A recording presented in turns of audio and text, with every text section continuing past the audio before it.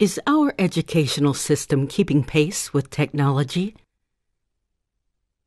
In New Mexico and other states, school enrollments are on the rise and student populations are diversifying. Unfortunately, 30% of public school students fail to receive a diploma. New Mexico is further challenged since rural students underperform when compared to the general student population. This puts a great majority of our students at risk. U.S. students lag behind their international counterparts in many disciplines, and schools are failing to instill 21st century skills. A revamped educational platform requires computer devices with a network of access points to information. In Taipei, Taiwan, they have over 4,000 public wireless access points in this single city. Compare that to all of New Mexico, which has about 200. By having more public broadband access points, you can give anyone an opportunity to fulfill their thirst for knowledge. Broadband is an essential delivery vehicle for learning content and tools for students, faculty, and administrators. When you have access to broadband, you have a distinct advantage that improves your educational and career opportunities. In light of this, we see a paradigm shift in educational delivery, with institutions leaning more and more on technology. This requires the right infrastructure and dramatic changes in how online courses are being designed using multimedia. The online courses that we support, here at the University of New Mexico, we want the students, no matter where they are in the state, to have a true university experience. And we want that experience to be interactive. Students interacting with their faculty members, students interacting with their peers, students interacting with the content. And what we try to avoid is creating an online course that is just students watching a video. Since establishing its first web course in 1997, UNM is developing online courses at a record pace. Imagine taking one of these from a rural community or getting a degree online while still providing for your family. President Obama has referred to education reform as the civil rights issue of our time. Since e-learning figures to be a major factor in who gets ahead, this is a national interest. For instance, Brazil currently has 1.2 million students online. This number is expected to triple in the next 5 years. So, as a developing country, they're headed in the right direction. Ask your child this: would they rather flip pages in a book or click through screens of the same content? Digital motivation is a reality. I was doing one of my reports on the computer. It's a lot easier. Studies have consistently found positive impacts on overall learning outcomes and student enthusiasm when they are engaged in computer-based learning. With the variety of interactive tools, students can take their time to digest existing material and create thoughts in new ways. Like if we have to do an essay or a narrative or expository, we could just type it on the computer. I use the computers in the classroom about 40% of the time.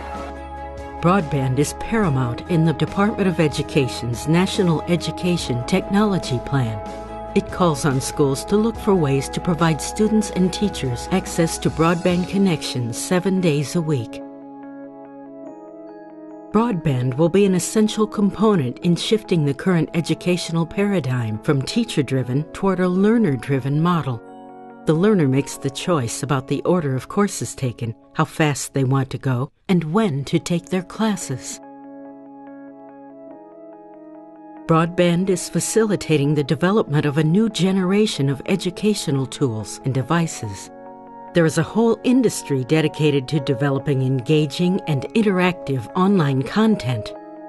Some of the formats include gaming and virtual role-playing, which allow students to step into their textbooks and interact directly with content. Learning progress can then be tracked by a combination of auto-scoring and teacher evaluation that is run inside a learning management system. Since education is competitive, universities are evolving with the advent of broadband access. They no longer have to be institutions that bring students within the walls of a classroom. Now they can be suppliers of educational content to anyone capable of requesting it. With broadband, you have more educational choices with both free course material and traditional coursework. To fulfill this demand, more competitive online universities are being created. Broadband expands access to educational resources for teachers and creates efficiencies in the administration of education, such as immediate online metrics to gauge the level of students' understanding. It's enhancing the quality and effectiveness of instruction and giving a new delivery vehicle for teachers. In 2008, approximately 99% of K-12 educators reported using computers, and nearly 95% reported using the Internet in school at some point over the prior year. A barrier to complete broadband adoption is a lack of adequate computer access in some schools. Another barrier is the lack of teacher training and support for e-learning in their instruction. In many cases, the kids have better computer skills than the teachers, and this sometimes leads to lack of use of available systems. While kids have limited access, rural adults usually have no access and fall even further behind society. Some of the freshmen that were coming in from northern New Mexico and from some of the Pueblo schools, they didn't have the necessary skills, keyboarding skills, mouse skills, to be able to take the classes that we were teaching them on the database training. And so we realized that if the kids aren't coming in to college without those skills, then they're going to get left behind. So what's the upside? The multiple uses of broadband by students in pre-kindergarten through high school have had discernible impacts on student achievement and development of real-world skills.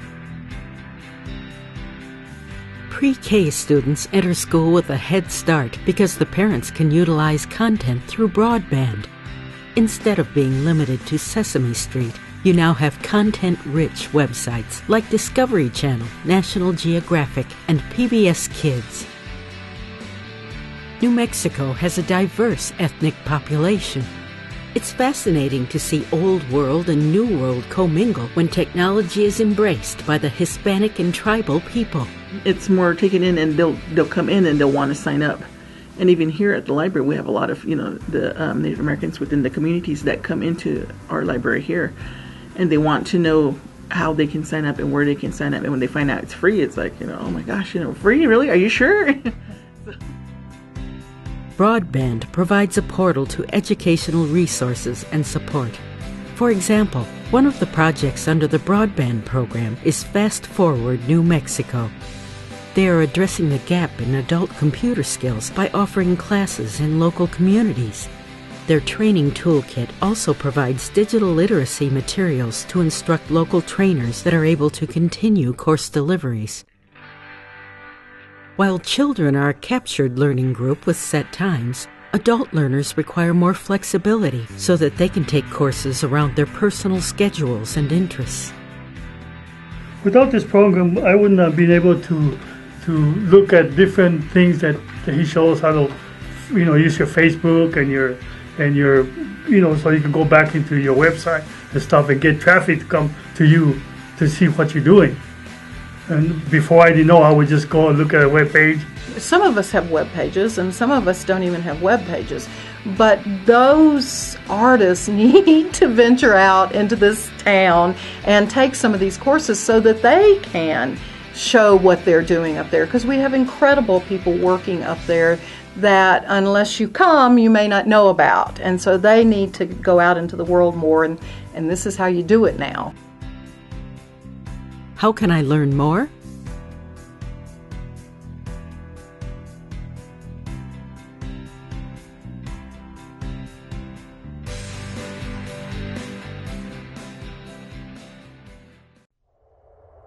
There is no doubt that broadband connectivity will be essential to your children's educational opportunities today, and that its importance will continue as they grow into adulthood.